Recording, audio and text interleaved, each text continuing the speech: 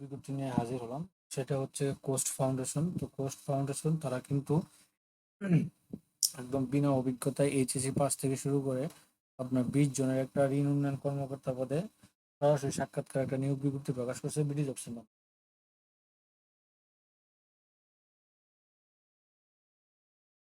তো এই বিজ্ঞপ্তিটার বিস্তারিত তথ্য আমরা আলোচনা করব। কিভাবে আপনি কত তারিখ সরাসরি সাক্ষাৎকার দিবেন, কি কি ডকুমেন্ট নিয়ে যাবেন, কার ব্যাপারে আবেদন করবেন, কত টাকা বেতন, কোন পদে, বিস্তারিত কিন্তু আমরা আলোচনা করব এই বিজ্ঞপ্তির আলোকে। তো এরকম নিত্য নতুন সকল ধরনের সকল চাকরির নিয়োগ বিজ্ঞপ্তি আপনি যদি সবার আগে আপনি আপনার চ্যানেলে পেতে চান, তো যারা সব এখন পর্যন্ত আমাদের এই যে অল জবস নিউজ এইডি চ্যানেলটি সাবস্ক্রাইব করেন নাই, চ্যানেলটি সাবস্ক্রাইব করে দিন, পাশাপাশি নোটিফিকেশন বেল আইকনটি অন করে দিন এবং আমাদের ফেসবুক পেজটি ফলো দিয়ে রাখবেন, যাতে করে আপলোড হওয়া পরবর্তী সকল ভিডিওগুলো আপনারা খুব সহজে আপনারা আপনাদের চ্যানেলে পেয়ে যেতে পারেন। তো এখানে বলতেছে কোস্ট ফাউন্ডেশন এত ডট মানবিক একটি অলাভজনক নিয়োগের জন্য সরাসরি উপস্থিতিতে সাক্ষাৎকার দিন। তো এখানে তাদের আমরা সনদপ্রাপ্ত। তো বর্তমানে কোস্ট ফাউন্ডেশনের মাঠ পর্যায়ে নিম্নোক্ত পদে নিয়োগের জন্য প্রান্তিক জনগোষ্ঠী, রাজনৈতিক, সমাজ সচেতন প্রার্থীদের নিম্নোক্ত তারিখ ও সময় স্থান অনুযায়ী সরাসরি সাক্ষাৎকার আহ্বান করা হচ্ছে।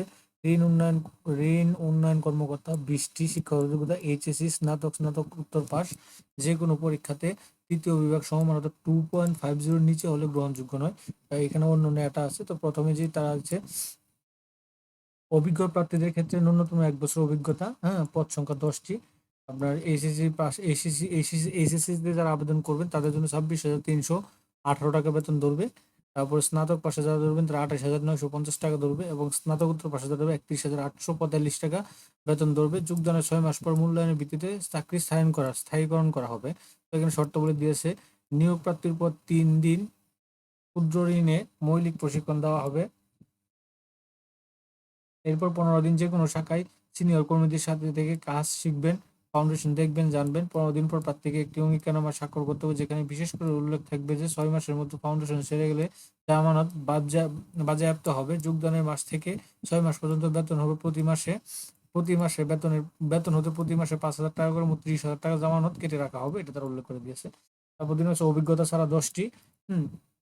শিক্ষানবিশকালের প্রথম 3 মাসে বেতন হবে 20,000 টাকা। চতুর্থ মাস থেকে ফাউন্ডেশনের বেতন কাঠামো অনুযায়ী নির্ধারণ করা হবে। স্নাতকের ক্ষেত্রে আপনার 20,000 টাকা, 28,950 টাকা এবং স্নাতকোত্তর ক্ষেত্রে আপনার 31,845 টাকা। যোগদানের 6 মাস মূল্যায়নের ভিত্তিতে চাকরি স্থায়ীকরণ হবে। এটা হচ্ছে আপনার অভিজ্ঞতা যারা আছে তারা কিন্তু আপনার এইচএসসি পাশে আবেদন করতে পারে, আর বিনা অভিজ্ঞতা যারা তারা কিন্তু আপনার স্নাতকোত্তর পাশ লাগবে। তো এটা সেম কাহিনী।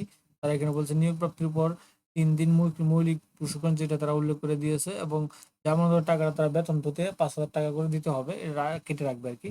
তো দায়িত্ব সমূহ হবে মাঠ পর্যায়ে ক্ষুদ্র ঋণ কার্যক্রম পরিচালনা করা হয়। কুমিল্লা বৃহত্তর নোয়াখালী জেলা উপজেলা, এই দুইটা জেলা কুমিল্লা এবং নোয়াখালী জেলা উপজেলা ও ইউনিয়নে আপনার কাজ করতে হবে। বয়স 25 থেকে 35 বছর। 31 আগস্ট 2025 তারিখ থেকে হিসাব ধরবে। এখন আপনার কত তারিখ কোথায় সরাসরি সাক্ষাৎকার দিবেন?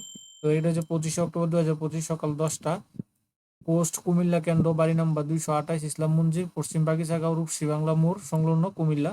এই তাদের এই অফিসে আপনারা আগামী 25 অক্টোবর সকাল 10টা বাজে সেখানে উপস্থিত হয়ে সরাসরি সাক্ষাৎকার দিতে পারবেন।